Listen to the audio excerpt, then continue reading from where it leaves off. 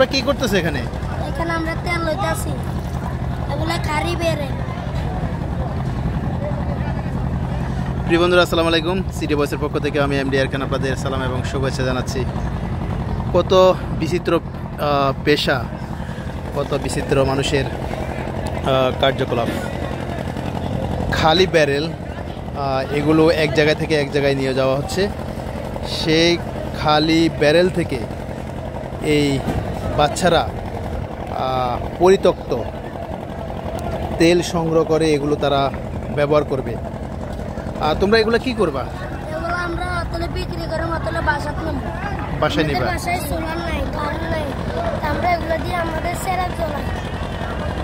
আচ্ছা, এটা কি আজকে করতেছো না তোমরা এগুলো প্রায় রেগুলার এভাবে তেল সংগ্রহ করো?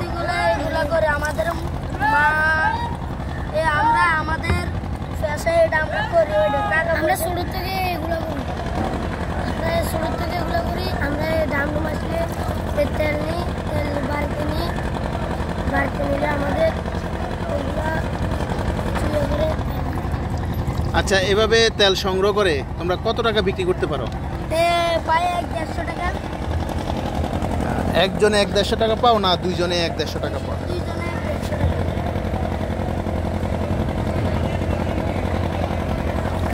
আচ্ছা, কয় লিটার তেল সংগ্রহ করবা তোমরা? আল্লাহ যাতে তাই। সাধারণত কতটুকু তোমরা তেল পেয়ে থাকো? কোনো সময় 1 কেজি হয়, কোনো সময় 2 কেজি হয়।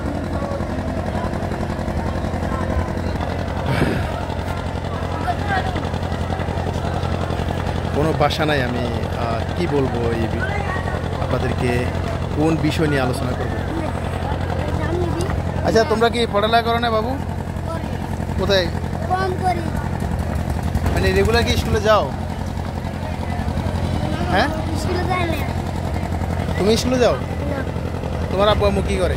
বাপ নাই, আম্মু আছে। আর তোমার? আমার বাপ দুই বিয়ে করছে।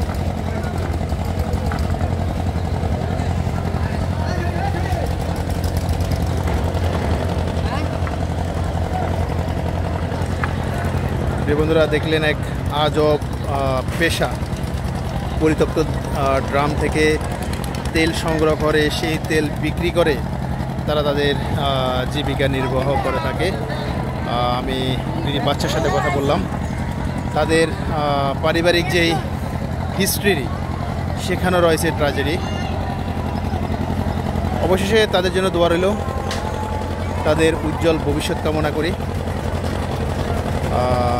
তাদের সামনে অনেক ভবিষ্যৎ পড়ে রয়েছে, দীর্ঘ সময় পড়ে রয়েছে। তোমরা ভালো থাকো। হ্যাঁ, দোয়া রইল তোমাদের জন্য।